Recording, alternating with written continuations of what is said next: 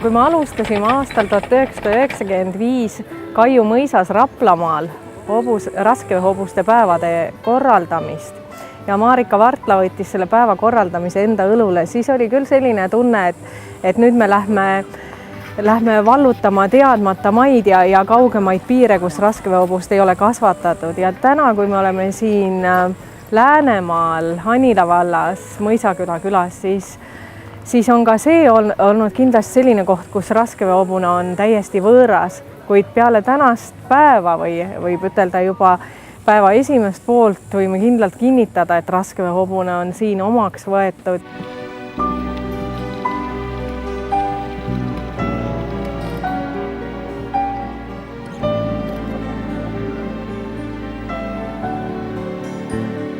Kui paljud mõtlevad, et Eesti raskeveohobune on selline vaese inimese hobune, siis tegelikult raskeveohobune on eluajal olnud ikka rikaste hobune rohkem ja mõisnike hobune ja olnud palju moodsam hobune.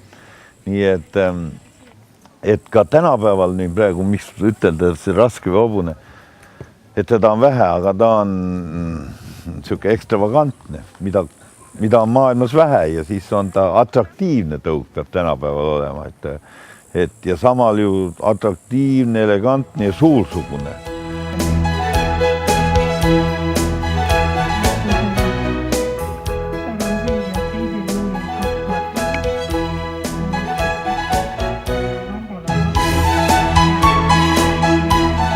Raskeveohobuseid on Eestis tõuraamatusse kantud 243 tänase päeva seisuga.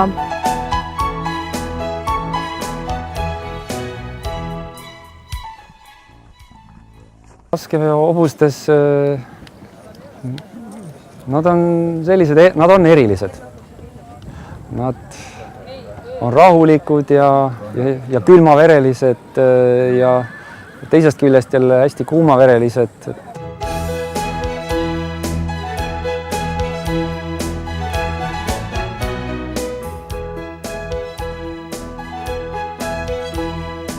Heade hobuste hindamine on kerge ja halvasti peetud hobuste hindamine on raske.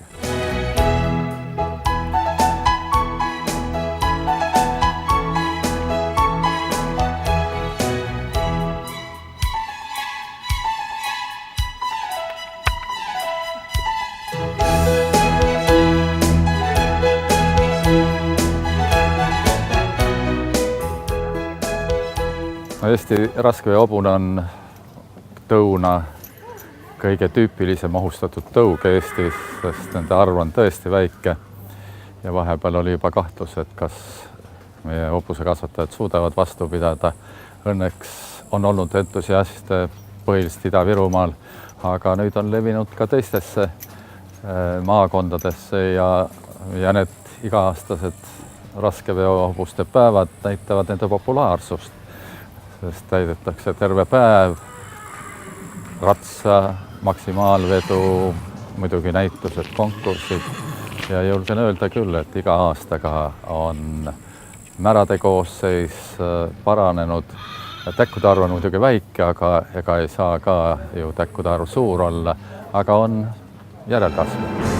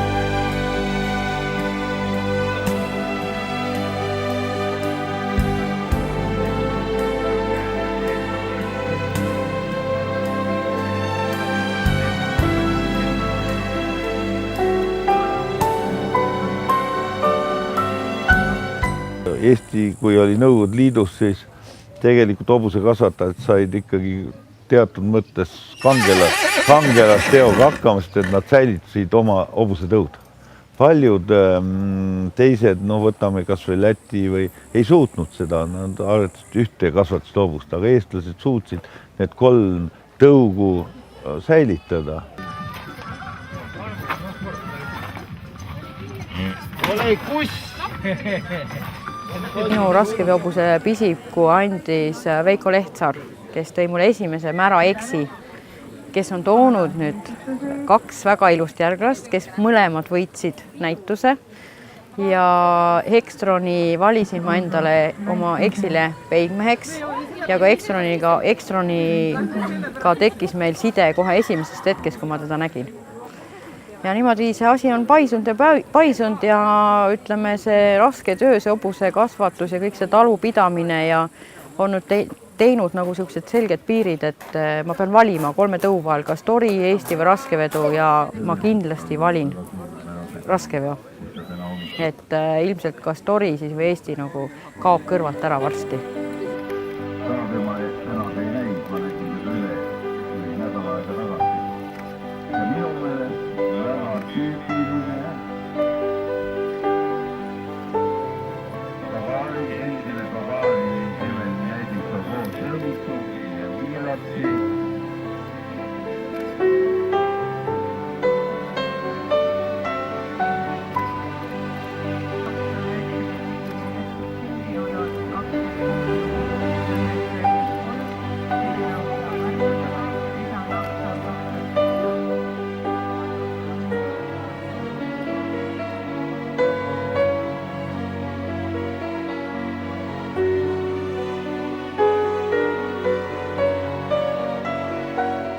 Aga mind tõi hobuste juurde tagasi aasta 95, kui me oma tallu siis esimese hobuse ostsime Heimtali hobusekasvandusest ja Maret Kärdi hobusekasvandusest.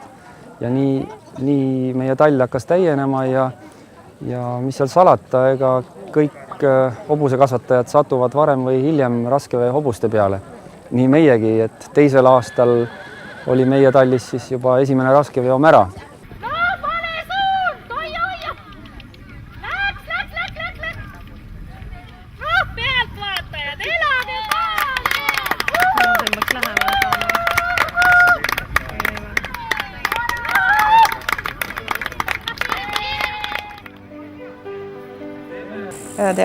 They are healthy horses and they have good head. They are not afraid of anything, and it's easy to keep them really. In cold, it's little more colder in Finland than in Estonia. You don't need wet so often than with trotting horses, for example.